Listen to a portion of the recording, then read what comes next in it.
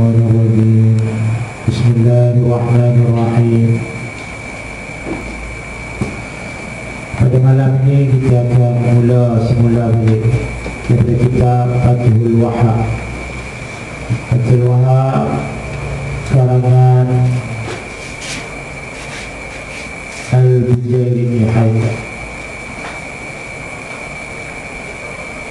karangan Al-Allamah Al-Syeikh Al-Kabir Muhammad Al-Mursifi.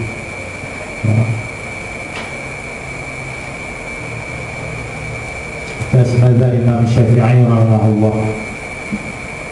Ini kerana pada malam yang lepas speaker tak sampai pada pelajar sana, jadi Ustaz kena mula balik lah pengajian tu.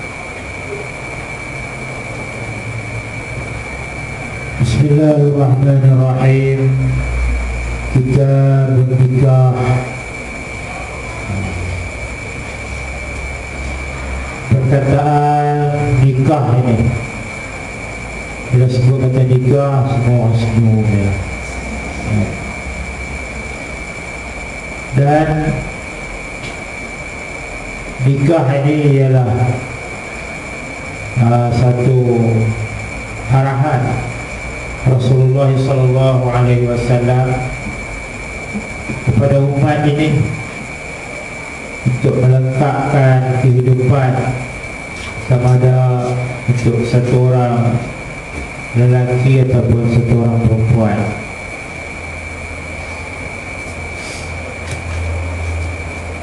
Perkataan an-nikah wa lughatan ad-dhammu,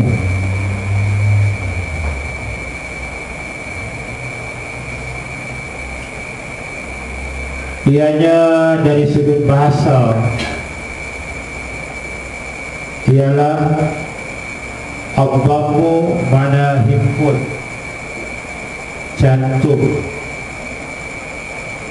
Kita himpun satu benda, ataupun satu campur dua, ataupun satu campur satu, itu dikatakan nikah.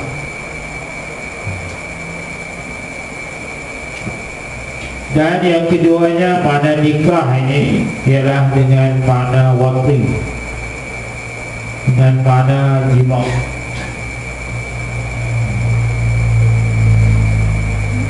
Ini kerana Allah Ta'ala sebut dalam Al-Quran pada masalah nikah dengan makna jima' itu, hatta tankiha zawjan ghairah, sehingga ia kahwini di sini bermakna jima' akan suami yang lain. Seandainya satu orang tu dia gila talak, dia cerai isterinya 3 talak terus, lepas tu gila talak pula, nak kahwin balik dengan bekas isteri dia, sedangkan dia dah cerai dah 3 kali, mana boleh. Jadi bila dia terlalu berkehendak untuk kembali semula ke pangkuan isteri, bekas isterinya tadi yang dia telah diceraikan 3 talak, maka Allah Ta'ala kata isterinya itu mesti berkahwin dengan orang lain dulu. Berkahwin di sini maksudnya akan nikah dan jima'. Selagi kalau akan nikah saja tak boleh, kahwin saja tak boleh, dia kena jima' juga. Kalau tak boleh jima' pun tak boleh juga kahwin. Itu syaratnya. Sebab itu dalam Quran kata hatta tankiha zawjan ghairah. Jadi makna tankiha di situ ialah dengan makna jima', dengan suaminya yang kedua, yang lain. Dan nikah dari segi syarak pula ialah aqdun yatadammanu ibahata waqin, satu akad yang mengandungi yang merangkumi, yang mengandungi dalamnya dari segi mengharuskan wati, mengharuskan jima. Ini dari segi syarak. Jadi bila dah akad nikah dah akad nikah jadi halal. Yang sebelumnya haram, sebelumnya adalah haram. Tapi bila dah akad nikah mengharuskan jima, ini dikatakan nikah dari segi syarak.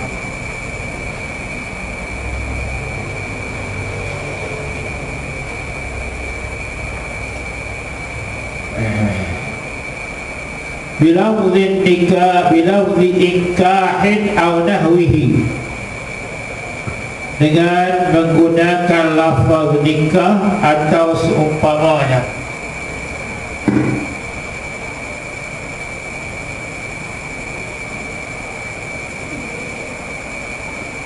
Wahwa, dan nikah itu haqiqatan, makna nikah dari segi hakikat ialah pada akad. Ialah kalau kita nak tahu hakikat daripada nikah itu apa dia? Ialah akad. Jadi kalau tak akad itu tak dikatakan nikah yang sebenarnya. Bila ada akad, itu yang dikatakan nikah yang sebenarnya. Bila ada akad dia tu, dah akad, itu dikatakan haqiqatun nikah. Tapi kalau tak ada akad, itu tak dikatakan haqiqatun nikah. Mungkin dia berzina lah.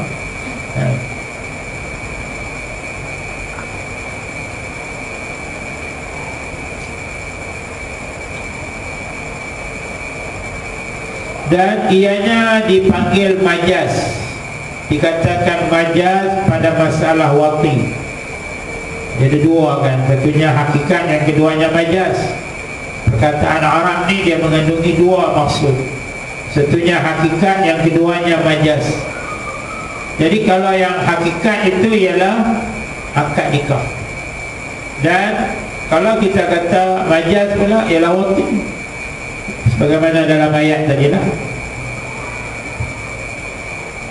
Wa innama humila 'ala al-wati fi qawlihi ta'ala, dan sebenarnya difahamkan nikah itu atas makna wati ini. Ini berdasarkan firman Allah Ta'ala, hatta tankiha zawjan ghairah. Jadi orang yang dah talak, ceraikan isterinya talak 3, maka dia tak boleh kembali semula kepada isteri yang dia dah ceraikan tadi, sehingga dia kena sehingga isteri itu berkahwin dengan lelaki yang lain. Dah kahwin dah tidur sekali dah. Sekiranya lelaki yang kedua ini diceraikan isteri yang dia kahwinkan itu, maka suami yang mula tadi bolehlah berkahwin balik, berkaedah. Tapi jangan payah duitkan dia pula. Kahwinlah dengan bekas isteri aku ni kata. Dan pada kahwin dah, tidur dah semalam, petang kena cerai. Ini haram. Haram. Ini yang dikatakan Cina buta. La'anallahu al-muhallila wal-muhallil anhu.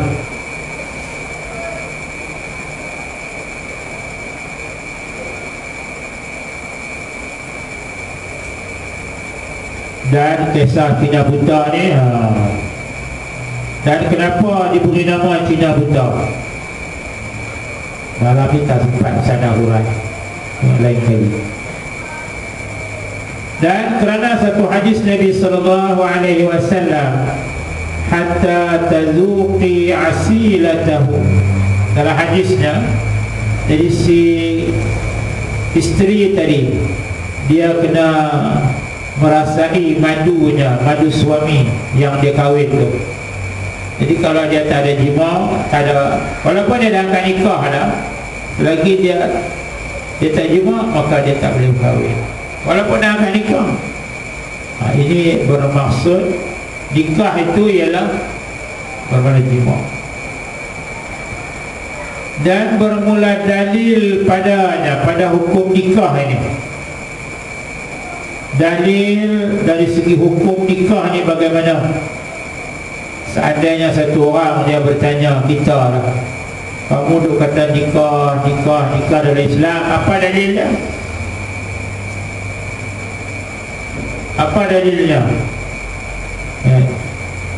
Jadi dalilnya sebelum ijma' ulama ialah daripada ayatun, daripada beberapa ayat ada dalil dia.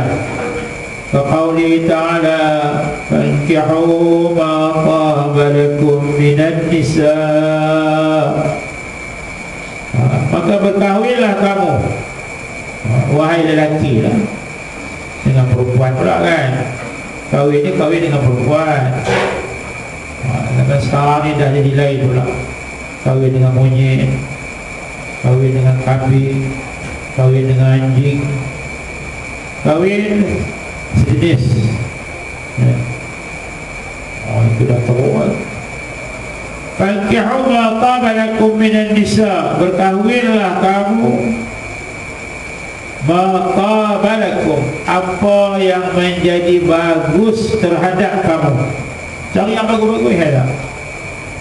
Ma taba lakum, ma ini selalunya digunakan li ghairil aqil, tetapi kadang-kadangnya digunakan lil aqil juga di sini. Berkahwinlah kamu, apa ni maksudnya?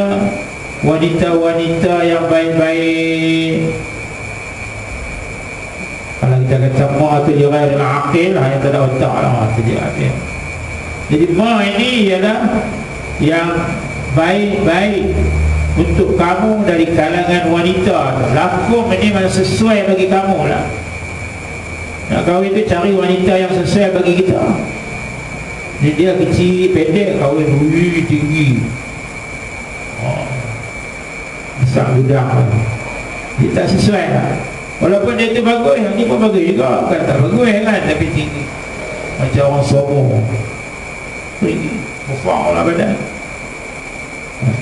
Jadi tak sesuai.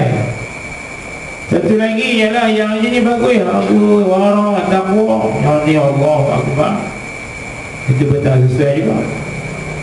Bujur berlalu, melintang petang, yang terbang, yang bujur.